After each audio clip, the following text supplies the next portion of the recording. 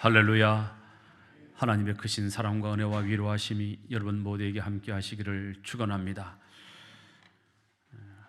오늘은 어버이 주일입니다. 그래서 오늘 설교도 결국은 어떻게 하면 우리가 어버이, 우리의 부모님들을 잘 모시고 살까, 이렇게 설교를 할 수밖에 없는 주일이죠. 퀴즈 하나 드리겠습니다. 그러면 인류 역사상 최고의 효자는 누구였을까요? 네? 저라고요? 저 아닙니다. 저 아니에요. 저는 효자라고 할 수 없는 사람이니까. 인류 역사상 최고의 효자는 예수 그리스도, 예수님이십니다. 왜냐하면 예수님은 죽기까지 하나님 아버지께 순종하신 효자이기 때문에 그렇습니다. 세상에 어느 자식이 죽기까지 부모님께 순종합니까? 예수님 같은 아들은 없는 것이죠. 그래서 예수님은 빼고, 그러면 예수님은 하나님의 아들이시니까 빼고, 그러면 구약 성경에서 가장 효자는 누구였을까요? 이삭에 한 표 주시는 겁니까? 80점 드리겠습니다.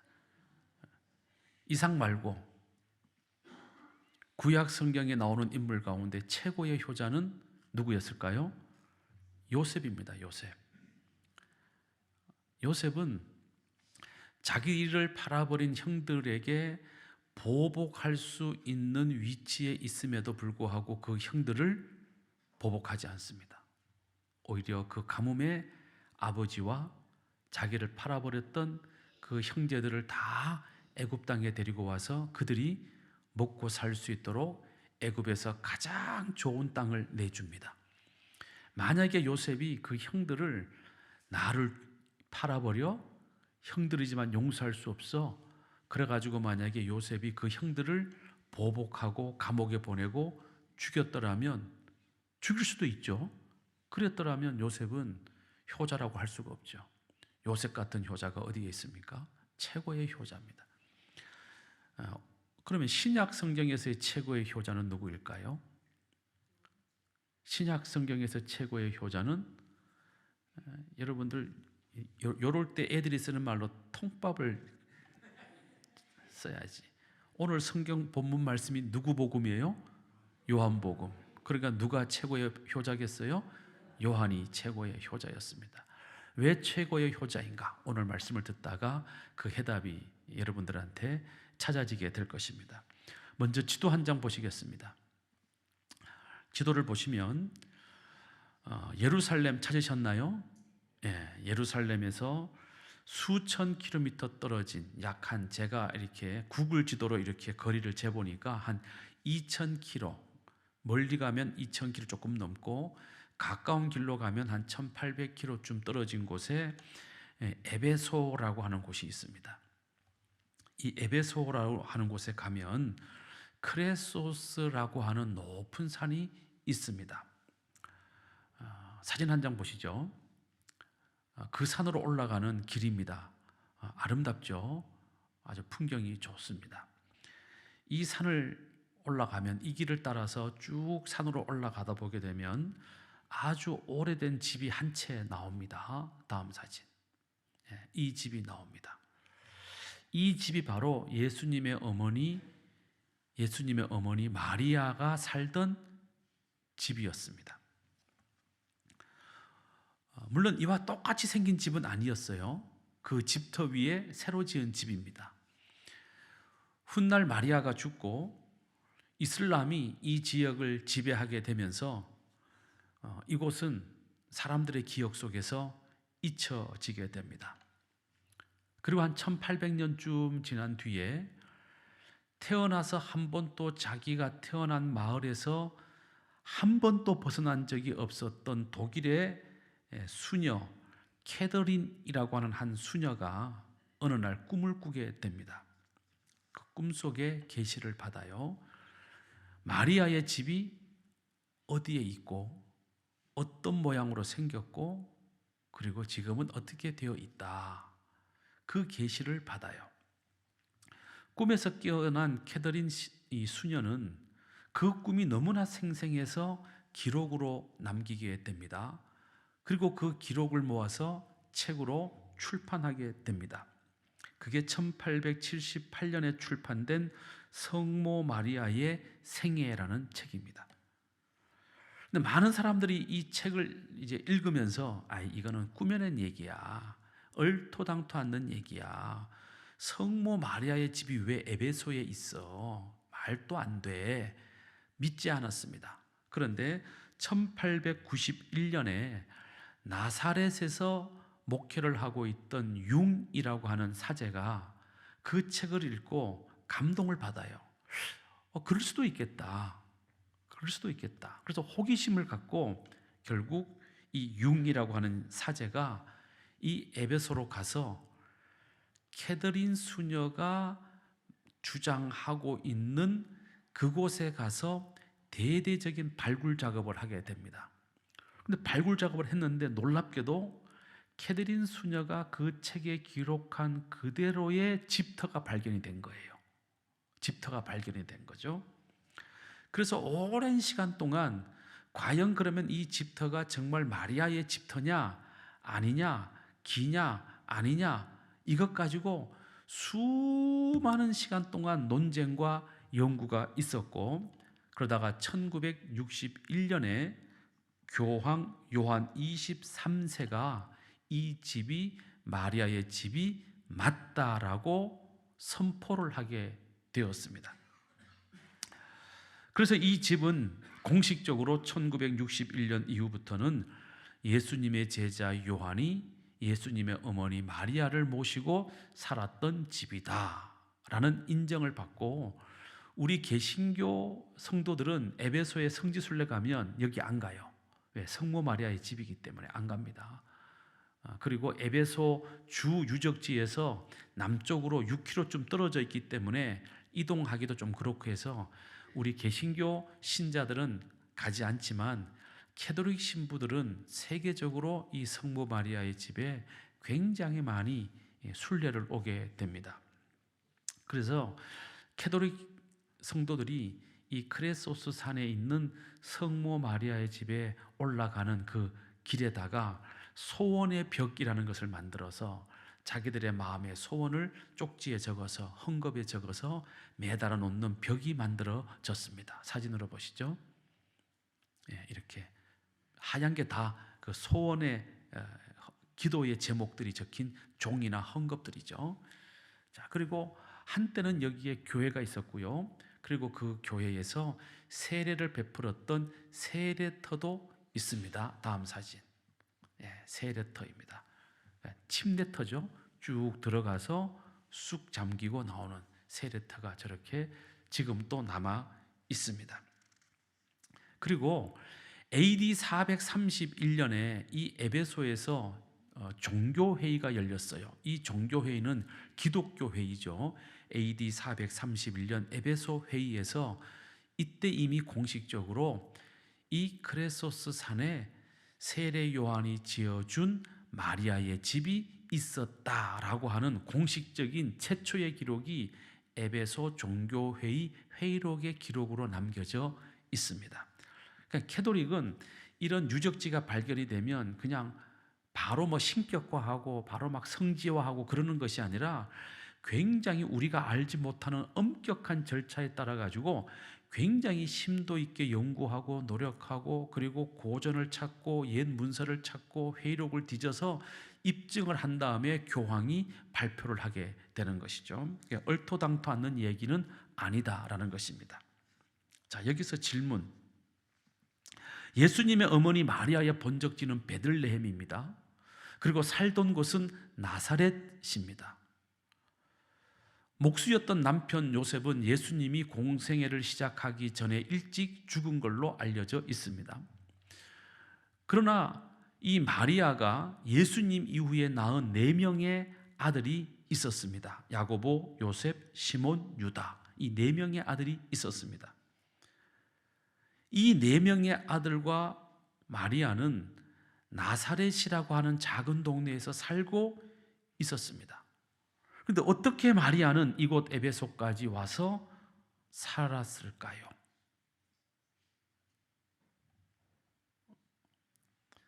오늘 본문 말씀은 바로 이 질문에 대한 해답의 열쇠를 우리에게 제공하고 있는 말씀입니다.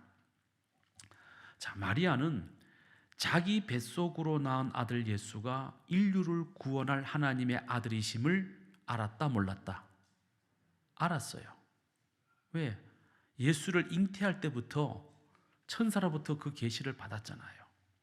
그리고 예수님이 자라는 과정을 보면 남다른 면이 있다는 것을 알았죠. 자, 그런데 그 아들 예수가 지금 십자가에 달려서 비참하게 죽어가고 있습니다. 그래, 너는 인류를 구원할 하나님의 아들로 내 배를 빌려서 태어난 하나님의 아들이니까 너는 그렇게 죽는 게 마땅해 라고 십자가 아래서 마리아가 그렇게 생각을 했을까요? 절대로 그럴 수가 없죠. 왜? 어머니 마리아의 뱃속에서 예수님이 10달을 계셨어요. 태어나서는 그 어머니 마리아의 젖을 먹었고 그 어머니의 지극한 사랑과 돌보심으로 성장했습니다. 그런 아들이 지금 십자가에 달려 고통 가운데 죽어가고 있습니다. 그 모습을 보는 어머니 마리아는 아마 죽을 지경이었을 거예요. 얼마나 괴로웠겠습니까? 아마 막 실신하기 직전까지 갔을는지도 몰라요. 오늘 우리 성가대가 어머니를 기억하는 노래를 불러주셔가지고 여러분들 다 눈물을 지었는데 왜 아버지 하면 눈물이 별로 안 나는데 어머니 하면 왜 눈물이 날까요? 세상의 모든 자식은 어머니의 살을 파먹고 살았거든. 그러니까 철이 들면 그걸 아는 거예요. 예수님도 어린 시절에 어쩔 수 없는 인간이에요. 그러니까 어머니 마리아의 젖을 먹을 수밖에 없고 어머니 마리아의 돌보심이 없이는 살 수가 없었어요. 그런데 그 어머니가 지금 십자가에 달려 고통 가운데 죽어가고 있는 자기 아들의 죽음을 보고 있는 거예요. 여기 계시는 어머니 여러분, 여러분들의 자식이 여러분들 눈앞에서 죽어가는 것을 본다면 여러분들 실신하지 않겠습니까? 아마 꼬꾸라질 거예요. 그런 어머니가 예수님은 걱정이 되었습니다. 그래서 어머니 마리아를 부축하고 있는 사랑하는 제자 요한을 가리키면서 어머니 마리아에게 이렇게 말씀합니다. 여자여 보소서 당신의 아들이니이다. 여러분 이게 무슨 말씀일까요? 무슨 뜻이 담겨져 있을까요? 어머니, 이제 나는 더 이상 어머니의 아들로서 어머니를 모시고 살 수 없게 되었습니다. 그러나 나의 사랑하는 제자 요한이 이제부터 어머니의 아들이 되어 어머니를 모시게 될 겁니다. 이 말씀이잖아요. 그리고 나서 제자 요한에게 뭐라고 말합니까? 주님께서 뭐라고 말씀하십니까? 보라, 너의 어머니시다. 이렇게 말씀합니다. 이 짧은 말씀 속에 무슨 뜻이 담겨져 있습니까?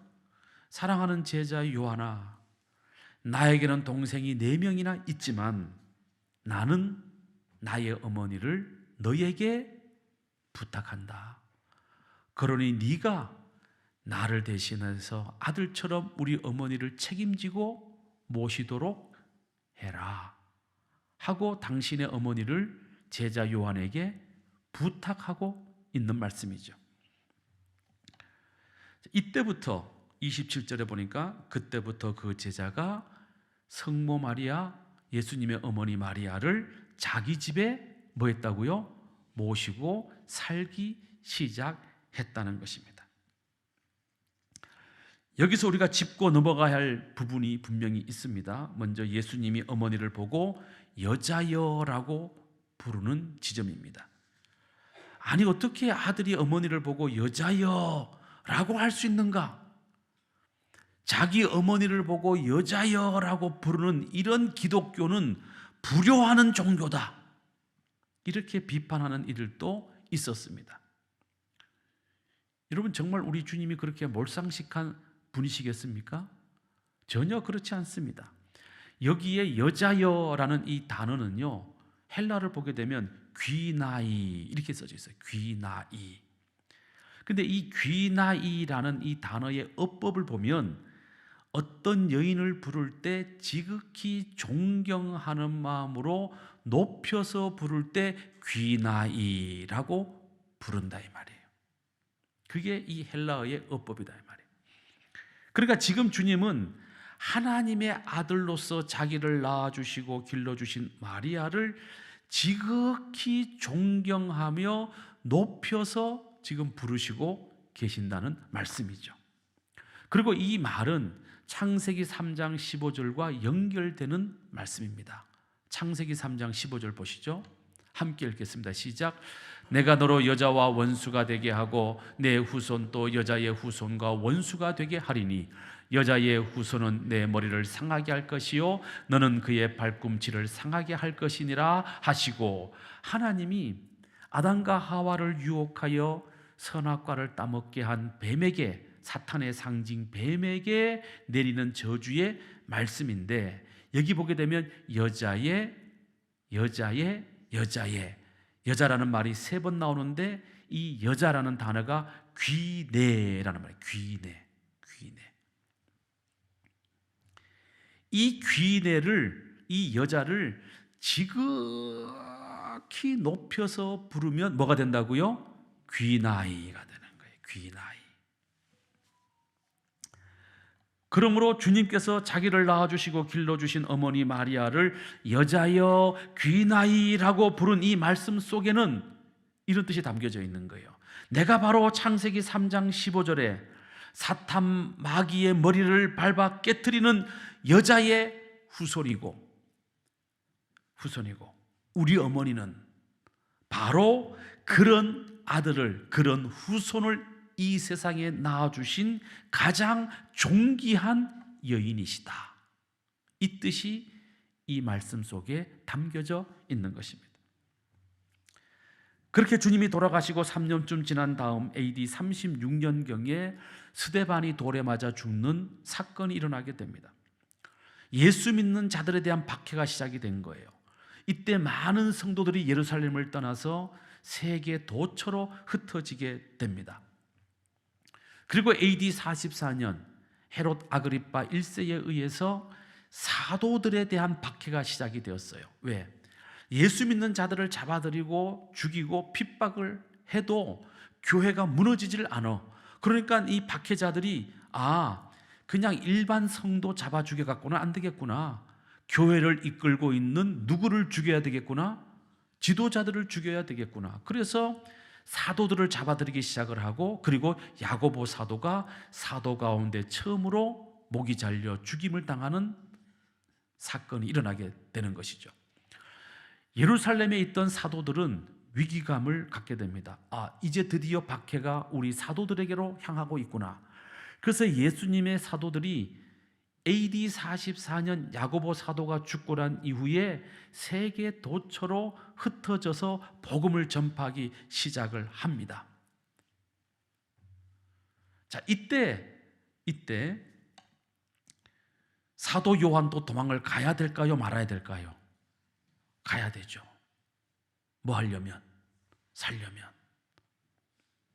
그런데 사도 요한은 그 긴박한 상황 속에, 도망치지 않으면 죽임을 당하는 그 긴박한 상황 속에 혼자 도망가지 아니하고 누구를 모시고? 예수님의 어머니 마리아를 모시고 2000km나 떨어진 가장 안전하다고 여겨지는, 가능하면 먼 곳으로 도망을 갔는데, 그곳이 바로 에베소에 있는 크레소스라고 하는 산이에요. 왜? 그때 당시의 박해는 예루살렘에서 일어난 박해였거든요. 그러니까 2000km쯤 도망가면 찾지 못하리라, 안전한 곳으로 도망을 가자 하고 도망을 간 거예요.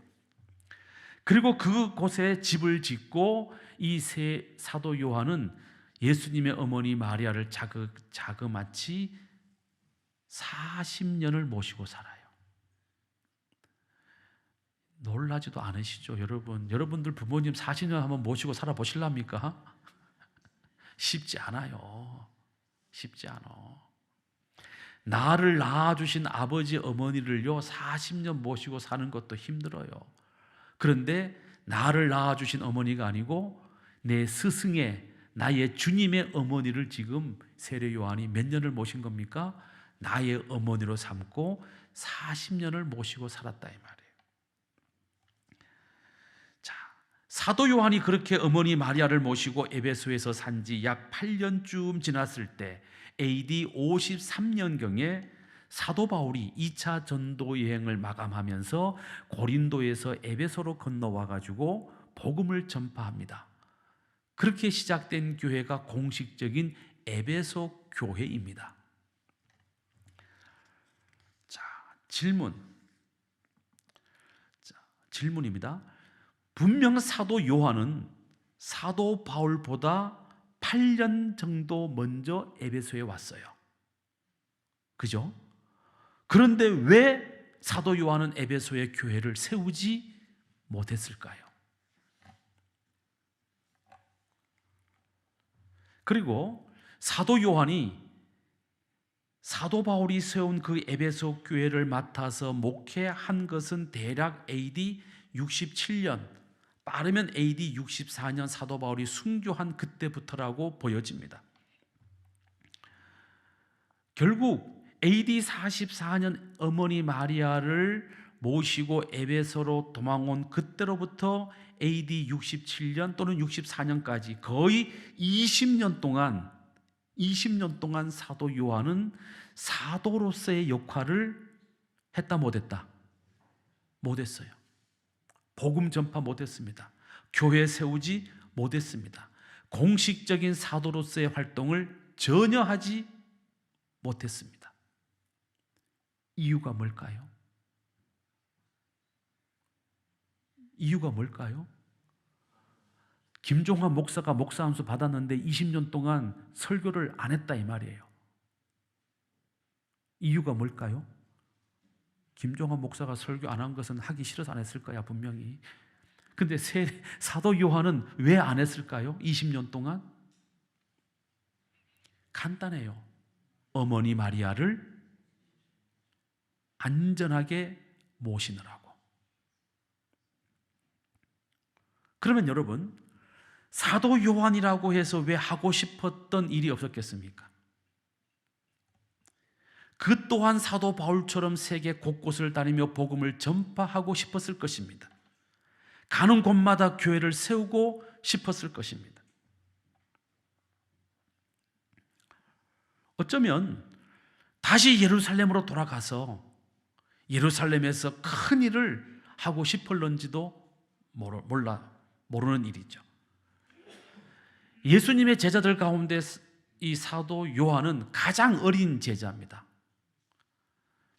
알려진 바에 의하면 사도 요한은 10대 후반 아니면 20대 초반에 예수님의 제자가 되었어요. 그러니까 하고 싶은 일이 얼마나 많았겠어요. 나름대로 큰 꿈도 있었을 것이고 야망도 있었을 것입니다. 그런데 사랑하는 우리 주님이 돌아가시면서, 그것도 십자가에서 못 박혀 비참하게 돌아가시면서 보라 너의 어머니이시다. 사랑하는 제자 요한아, 나의 어머니 마리아를 내가 이제 너에게 부탁한다 하시는 그 주님의 말씀을 이 사도 요한은 저버릴 수가 없었어요. 그래서 주님의 어머니 마리아를 나의 어머니로 삼고 그 어머니를 안전하게 걱정 없이 모시고 사느라고 요한은 20년 동안 아무것도 하지 못한 겁니다. 자, 그러는 동안 사도 요한이 그렇게 어머니 마리아를 모시고 사는 그 기간 동안 세계 도처에서 다른 제자들, 다른 사도들의 눈부신 혁혁한 사역의 소식이 들려오기 시작을 합니다. 자기보다 늦게 믿은 사도 바울이 세계 도처의 교회를 세우는 소식이 들려옵니다. 자기보다 새카맣게 어린 디모데가 에베소 교회를 맡아서 담임 목회를 하고 있다는 소식도 들려옵니다. 그러니 그런 소식을 들을 때마다 사도 요한의 마음속에 나는 이게 뭔가? 나는 지금 뭘 하고 있는가? 내 어머니도 아닌 주님의 어머니를 모신다고 내가 지금 이렇게 아까운 청춘을 허비하고 있는 건 아닌가? 그런 생각이 들었을까요? 안 들었을까요? 당연히 들지요. 그러나 사도 요한은 주님의 그 마지막 부탁의 말씀을 저버릴 수가 없어서 40년 가까운 세월을 아무것도 하지 못하고 오로지 어머니 마리아만 모시는 일을 자기에게 맡겨진 최고의 사명으로 알고 어머니 마리아를 모시고 살았다는 겁니다. 그러다가 거의 60살이 다 되어가지고 디모데가 사도 바울을 만나러 로마로 가면서 에베소 교회를 사도 요한에게 부탁을 해요. 그래서 크레소스 산에서 내려와 가지고 이 사도 요한이 60이 다 되어 가지고 처음으로 담임 목회를 하기 시작을 합니다.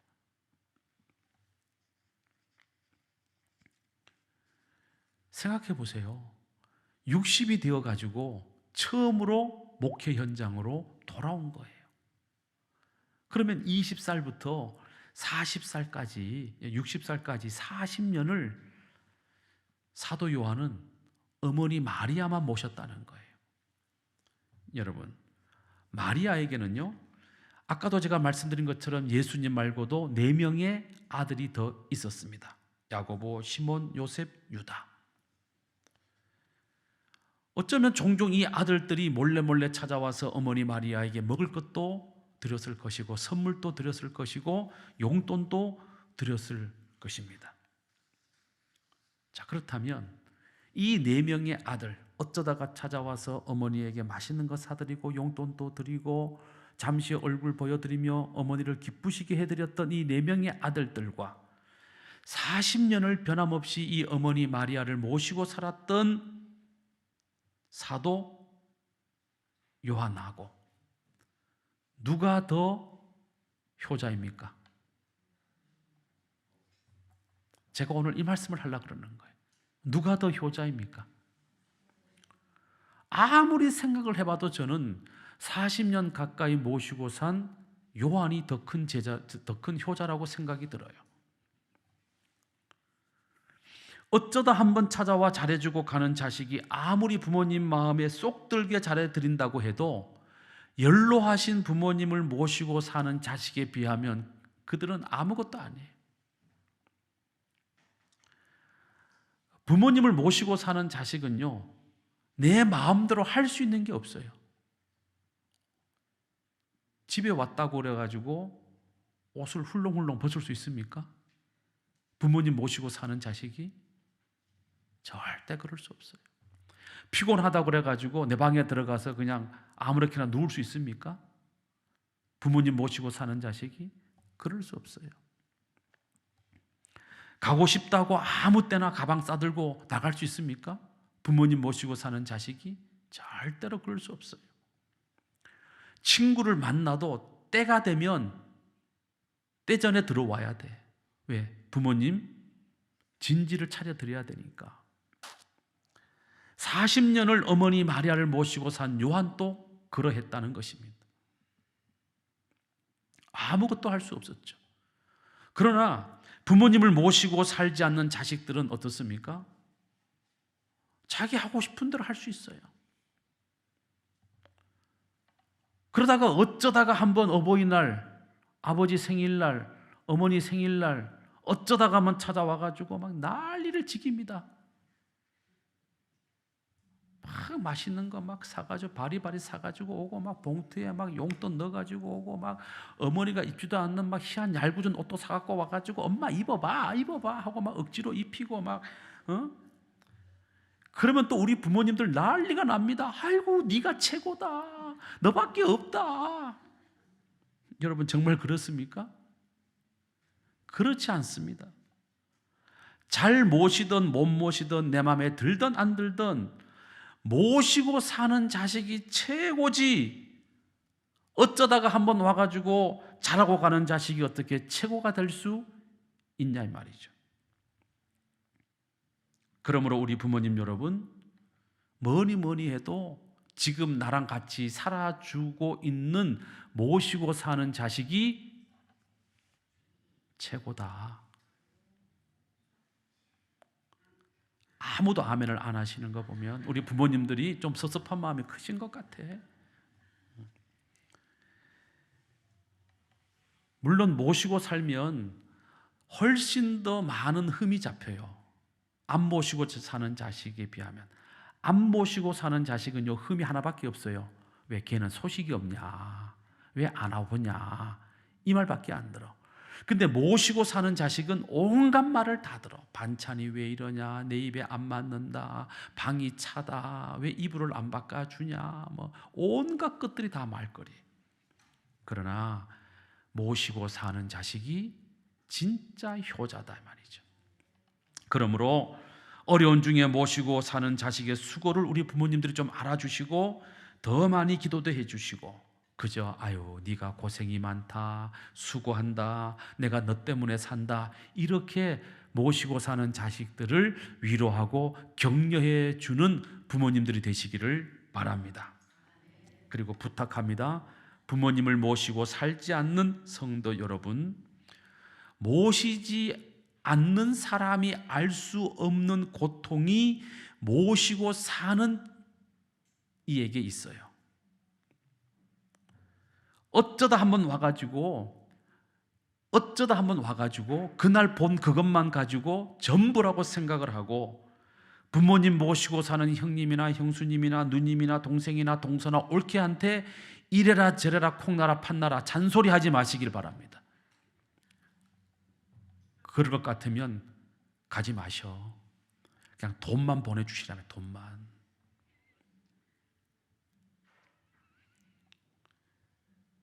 왜 어쩌다가 한번 와가지고 그 작은 것 하나 보고 아유 우리 엄마는 이런 것 안 먹는데, 아유 우리 엄마는 이거 싫어하는데, 그렇게 잘할 것 같으면 모시고 가세요. 그냥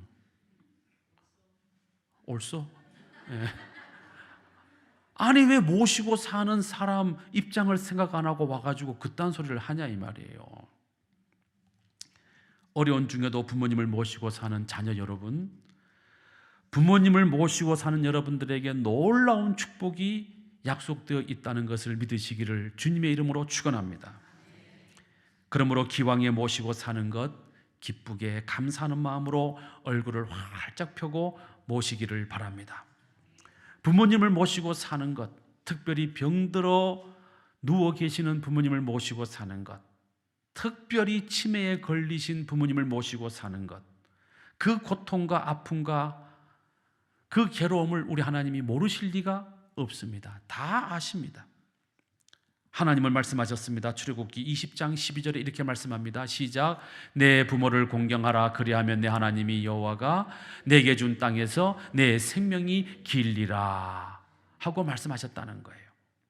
자, 부모님을 잘 모시는 효자에게 하나님이 잘 되는 축복을 주시는데, 특별히 이 땅에서 길리라, 축복이 오래가는, 오랫동안 잘 되는 복을 주신다고 약속하셨습니다. 사도 요한을 다시 한번 보겠습니다. 사도 요한은 40년 동안 주님의 제자로서 사도로서 아무것도 할 수 없었어요. 마리아가 죽을 때까지 40년을 섬기고 모시고 사느라고. 그런데 어머니 마리아가 돌아가시고 난 이후에 사도 요한은 복을 받습니다. 어떤 복을 받습니까? 다른 제자들보다 오래 사는 장수의 복을 받아 100세 가까이 살아남게 됩니다. 그리고 뿐만 아니라 그 오래 사는 동안에 사도 요한은 요한복음, 요한 1, 2, 3서, 그리고 사도들 중에 유일하게 마지막 날의 계시를 보고 요한계시록을 기록하는 축복을 받았습니다. 신약 성경 27권 가운데 5권을 썼습니다. 사랑의 사도라 칭송을 받았습니다. 뿐만 아니라 폴리갑 같은 위대한 제자가 생겼습니다. 그야말로 사도 요한은 남들 은퇴할 때 시작한 목회였지만 자기보다 일찍 목회를 시작했던 다른 사도보다 훨씬 더 위대한 일을 할 수 있었습니다. 다른 사도가 받지 못하는 칭송도 받았습니다. 저는 이 모든 것들이 어머니를 40년 동안 잘 모시고 살았던 효자 사도 요한에게 주시는 하나님의 축복이라고 믿습니다. 부모님을 잘 모시고 사는 자식은 반드시 복을 받습니다. 그러므로 우리 성도 여러분, 부모님 살아계실 때 잘 모시기를 바랍니다. 그래서 하나님께서 여러분들에게 잘 되고 장수하는 축복을 주셔서 여러분 모두가 부모님께 효도함으로 효자들이 되어서 이 놀라운 축복을 누리게 되시기를 주님의 이름으로 축원합니다. 거룩하신 아버지 하나님, 어버이 주일을 맞이하여 정말로 우리가 사도 요한처럼 또 우리 예수님처럼 또 우리 요셉처럼 부모님을 잘 받들어 섬기는 효자들이 되어야 되겠다는 말씀을 다시 한번 우리의 마음에 새겨봅니다. 그동안 부모님 마음을 아프게 하고 상하게 했던 우리의 불효를 주님 용서하여 주시고 이제부터라도 우리 모든 거함의 성도들은 부모님을 잘 모시는 효자들이 되어서 이 땅에서 오랫동안 잘되게 하시는 놀라운 축복을 받는 효자들 되도록 인도하여 주시옵소서. 거룩하신 우리 주 예수 그리스도의 이름으로 기도드리옵나이다. 아멘.